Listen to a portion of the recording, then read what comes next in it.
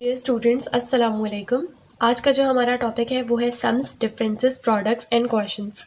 और ये टॉपिक हमने थॉमस कैलकुलस की एक्सरसाइज 1.5 से लिया है। तो बेसिकली इस टॉपिक में हमें करना क्या है कि हमें दो क्वेश्चंस गिवन है जिसके हमें डोमेन्स और रेंजेस फाइंड आउट करने हैं। लेकिन डोमेन्स और रेंजेस हमें कैसे फाइंड आउट करने हैं कि पहले हमें सिंपल एफ वाले फंक्शन का करना है, फिर हमें सिंपल जी वाले फंक्शन का निकालना है, फिर हमें एफ और जी इन दोनों को ऐड करके निकालना है और फिर इन दोनों को मल्टीप्लाई करके इनकी डोमेन और रेंज निकालनी है। ठीक है, तो ये क्वेश्चंस बहुत इंपॉर्टेंट है। एग्जाम में आपके इस तरीके का एक पार्ट लाजमी आता है, तो आपने ध्यान देके समझना है।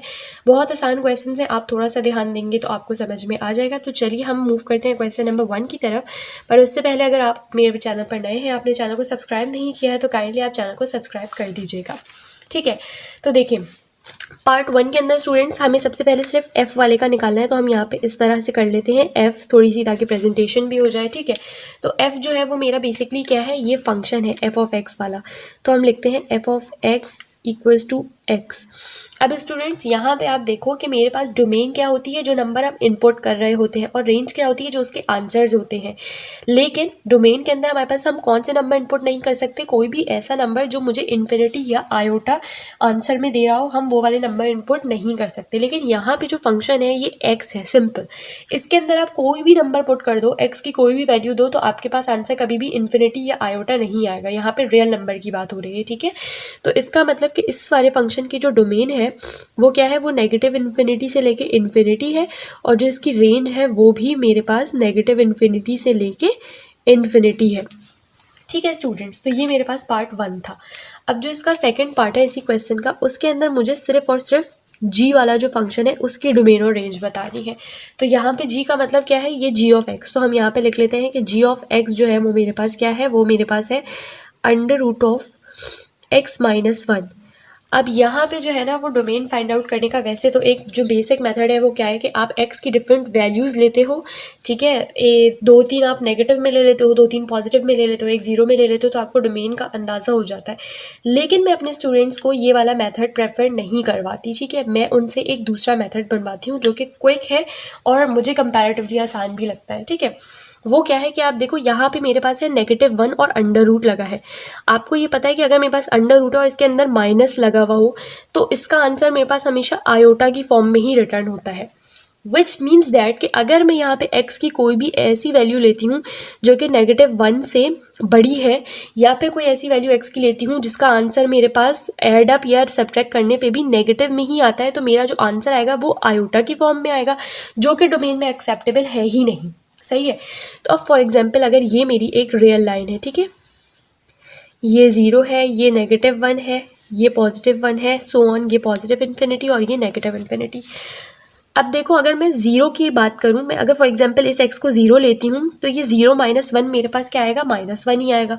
तो मुझे तो -1 से बड़े कोई भी नंबर चाहिए। ठीक है, तो -1 से बड़ा इस तरफ होगा, और 0 लेने पे मेरे पास जो आंसर आ रहा है वो अगेन माइनस में ही आ रहा है, तो इसका मतलब मैं 0 तो नहीं ले सकती।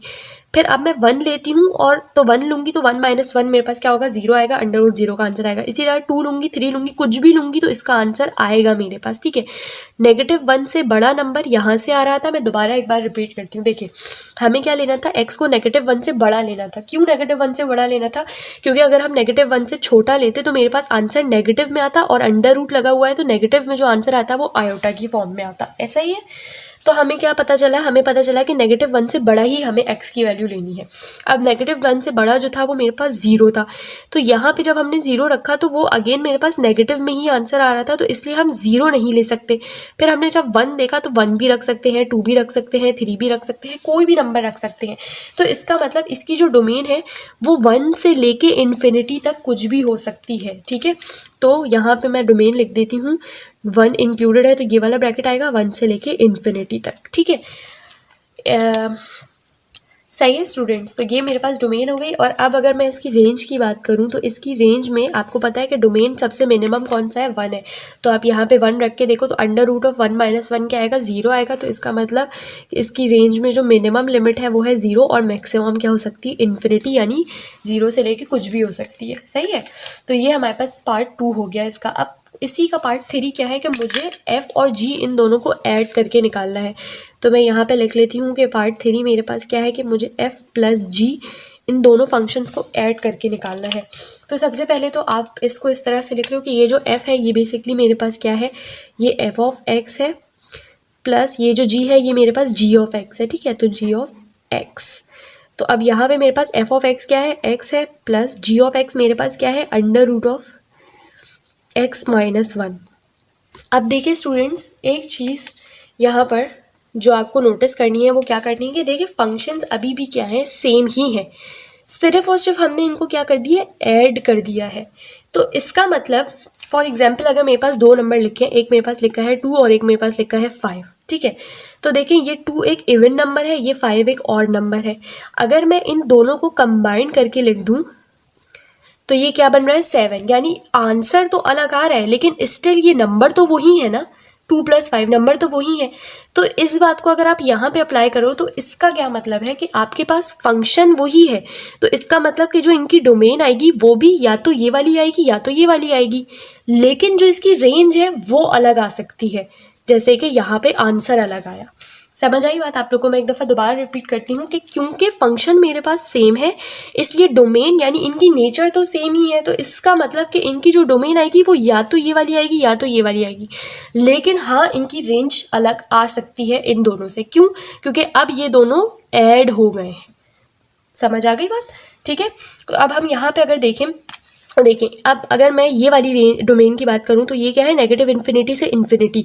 तो क्या हम यहाँ पे x की वैल्यू, हाँ हम कुछ भी दे सकते हैं नेगेटिव इन्फिनिटी से इन्फिनिटी, लेकिन यहाँ पे अगर मैं x की वैल्यू कोई नेगेटिव नंबर देती हूँ तो अगेन ये जो अंडर रूट लगा हुआ है इसकी वजह से मेरे पास आयोटा में आंसर आएगा, तो इसका मतलब ये वाली डोमेन एक्सेप्टेबल नहीं है। फिर अब मैं इस डोमेन की बात करती हूँ तो 1 को आप रख के देखो, तो यहाँ पे 1 रखो प्लस अंडर रूट ऑफ यहाँ पे x की जगह 1 रखो, तो 1 - 1 0, तो आंसर क्या आ रहा है, 1 आ रहा है। तो इसका मतलब कि ये वाली डोमेन मेरे पास इसके ऊपर फिट बैठ रही है। तो इस वाली डोमेन को मैं इसका क्या बना दूंगी, इस वाले फंक्शन यानी f + g की डोमेन बना दूंगी। तो इसकी जो डोमेन है वो क्या है, 1 से लेके इन्फिनिटी तक है। अब इसकी जो रेंज आएगी ना वो ज़रूरी नहीं है कि इन दोनों में से है, वो अब आप ऐड करके आंसर निकाल के देख लो। यानी ये जो सबसे लोअर लिमिट है वो 1 है, तो आप यहाँ पे 1 रख के देखो, 1 plus under root of 1 minus 1 क्या आएगा, 0। तो क्या आ रही है, इसकी मिनिमम रेंज 1 आ रही है, ठीक है। तो 1 से लेके इन्फिनिटी, ठीक है। तो ये हमारे पास पार्ट 3 हो चुका है। अब हम मूव करते हैं पार्ट 4 की तरफ। सो इसका जो पार्ट 4 है उसमें हमें बेसिकली क्या करना है, उसमें हमें इन दोनों को मल्टीप्लाई करके लेना है, ठीक है। तो पार्ट 4 के अंदर भी वही सेम कॉन्सेप्ट अप्लाई होगा। सबसे पहले आप लिख लो कि ये जो f है ये बेसिकली f ऑफ x और g ऑफ x का मल्टीप्लिकेशन है। तो f ऑफ x मुझे क्या गिवन है, x गिवन था, और g ऑफ x यहाँ मुझे गिवन था under root of x minus 1 given था। अगेन यहाँ पे वही सेम कॉन्सेप्ट अप्लाई होता है। आप दो नंबर ले लो, 2 और 5 ले लो, इन दोनों को जब आप मल्टीप्लाई करोगे तो आंसर क्या आएगा, 10 आएगा, लेकिन ये दोनों वही सेम नंबर हैं। तो यही वाला कॉन्सेप्ट अप्लाई होगा कि डोमेन या तो ये वाली आएगी या तो ये वाली आएगी, और क्योंकि मुझे पता है कि ये under root of x minus 1, इसकी वजह से ये वाली डोमेन नहीं आ सकती, ये वाली आ सकती है। तो आप डायरेक्ट लिख लो इसकी डोमेन क्या आई, 1 से लेके इन्फिनिटी। लेकिन अब इसकी रेंज आपको क्या करनी पड़ेगी, फाइंड आउट करनी पड़ेगी। तो आप यहाँ पे x की जगह 1 रखो, तो 1 into under root of 1 minus 1 क्या आएगा, 0। और जब ये 0 इस 1 से मल्टीप्लाई होगा तो आंसर क्या आएगा आपका, 0 आएगा। तो इसका मतलब कि इसकी जो रेंज है वो 0 से लेके इन्फिनिटी तक है, ठीक है। तो कितनी आसानी से हमने ये क्वेश्चन सॉल्व कर लिया है, ठीक। तो अब हम मूव करेंगे इसके क्वेश्चन नंबर 2 की तरफ। सो ये मेरे पास क्वेश्चन नंबर 2 है। इसके अंदर दोबारा से पहले मुझे डोमेन और रेंज फाइंड आउट करनी है इस वाले f फंक्शन की। तो आप यहाँ पे इस तरह से करके लिख लो f, ठीक है। तो जो मेरा f है वो बेसिकली क्या है, मेरे पास ये f ऑफ x है, तो हम यहाँ पे लिख लेते हैं f of x equals to under root of x plus 1। अब यहाँ पे अगर आप देखो अंडर रूट लगा हुआ है, ठीक है, तो इसका मतलब कि मुझे +1 से बड़ी ही कोई ना कोई वैल्यू चाहिए होगी, +1 से छोटी वैल्यू नहीं चाहिए होगी। हाँ अलबत्ता आप देखो ये मेरे पास फॉर एग्जांपल नंबर लाइन है ना, तो ये 0 और ये +1, तो +1 से बड़ी ही वैल्यू चाहिए होगी। अब अगर यहाँ पे आप x को देखो, x के अंदर अगर आप 0 रखो तब भी आपके पास जो आंसर आएगा वो पॉजिटिव में ही आएगा, और अगर आप -1 रखते हो तब भी आपके पास जो है वो -1 +1 क्या हो जाएंगे, 0 हो जाएंगे। तो आपके पास जो आंसर आएगा वो क्या आएगा, अंडर रूट 0 का आंसर, मतलब एक रियल नंबर आंसर आ रहा है, ठीक है।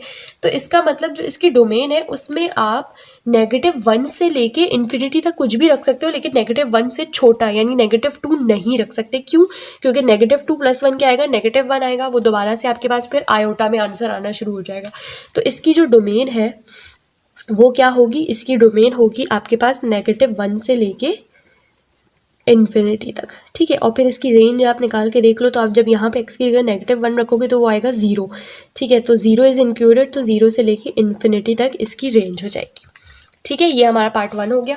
अब जो हमारा पार्ट 2 है उसमें हमें क्या निकालना है, हमें उसमें निकालना है पार्ट 2 जो था इसका, वो मेरे पास क्या था, g निकालना था, यानी इस g वाले फंक्शन की डोमेन और रेंज निकालनी है। तो जो g है वो बेसिकली क्या है, वो जी है g ऑफ x, जो कि है √x - 1। तो अभी मैंने पिछले क्वेश्चन में √x - 1 का पूरा कॉन्सेप्ट आप लोगों को दिया था, तो आप वहीं से अगर आपको कॉन्सेप्ट समझ नहीं आया, आप एक दफ़ा दोबारा से बैक जाके देख सकते हो। मैं डायरेक्ट इसकी डोमेन और रेंज लिख रही हूँ। तो जो इसकी डोमेन आ रही है वो क्या आएगी, वो आएगी 1 से लेके इन्फिनिटी, और जो इसकी रेंज आएगी वो क्या आएगी, वो आएगी 0 से लेके इन्फिनिटी, ठीक है। ये कॉन्सेप्ट अभी मैंने आपको क्वेश्चन नंबर 1 के अंदर दिया था। क्वेश्चन नंबर 1 में भी हमारा g ऑफ x जो था वो यही सेम था, √x - 1, ठीक है। तो ये हमारे पास 2 पार्ट्स हो चुकी हैं। नाउ कम्स पार्ट 3, जो कि मेरे पास क्या है, इन दोनों को ऐड करके निकालना है। तो इन दोनों को जब आप ऐड करोगे तो ये मेरे पास क्या है, ये मेरे पास है f ऑफ x, और ये g है मेरे पास g ऑफ x, ठीक है।